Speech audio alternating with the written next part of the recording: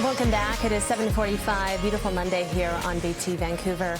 Well, as we get ready to hear from BC's Education Minister this week on what school will look like in September, a new community roundtable has been established to tackle racism in BC schools. Rob Fleming has brought together community leaders to better understand the impact of racism on students and to implement programs to promote anti-racism.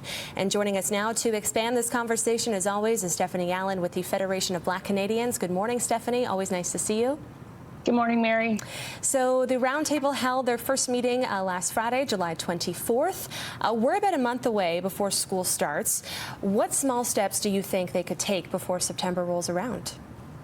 Well, I think it's good to see that there's movement here, but we also want to recognize that for decades, community activists have been asking for the curriculum to better reflect the students that are in the classroom, to better reflect the history and the contributions of non-European people that are on these lands, particularly Indigenous peoples. So it's good to see this happen, but I would hope that the roundtable is not something that doesn't allow this to move very quickly, because a lot of the research exists already. So many teachers that I have spoken with here in Vancouver, they say they have started some of their own initiatives to promote more social justice into the classroom. Now, if you could take yourself back to maybe grade 6, 7, or 8, what would you have liked to see more of in the curriculum? I think my experience was probably very similar to a lot of Black kids or other racialized kids in school. I didn't see myself reflected in the curriculum. I didn't see positive representation of my community or the contributions that Black Canadians were making. I mean, I didn't also learn about Canada's history of residential schools. I didn't learn about the Trail of Tears, the Chinese Immigration Act of 1888. I didn't learn about, the internment of Japanese Canadians. I did not learn about, the ways that Canadians have, sometimes systemically marginalized and excluded members of our communities or even inflicted violence on them. These were things that were not reflected back. We didn't learn those things until way out of school. And we also didn't get to see, I think, positive representation of all these other communities that I mentioned, including my own. And so there, you kind of go away from school thinking, well, it was only certain people that contributed to building this nation. It was only certain, faces that have been positive impacts in our country, and that's just really not the case. And coming up on August 1st, an important day for Canada, which right now is not incorporated into the curriculum. Do you want to talk more about that?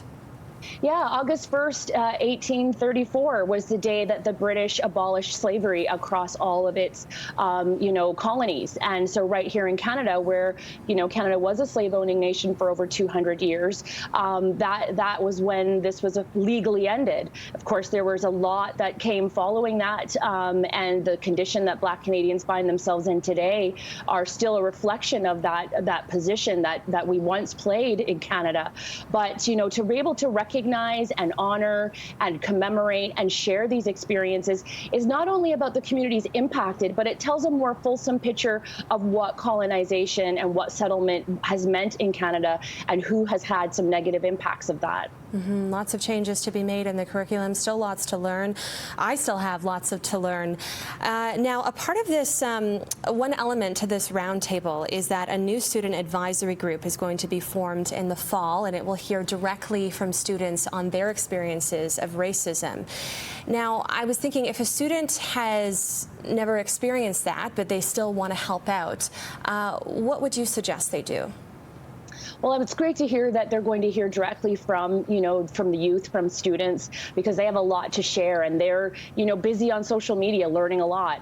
And so even if you haven't had a personal and direct impact of racism, it's still about understanding the contributions of your classmates' cultures, of your classmates', heritage. It's about understanding the full mosaic of Canada, so that when we're turning out, people who graduate from high school and go on to university and become members of our society that are working and making decisions, that we have that folks that are better informed about the ways that we have excluded some, have impacted others. We really want to see Canadians really move the needle collectively on understanding, how to be more inclusive, how to be more equitable.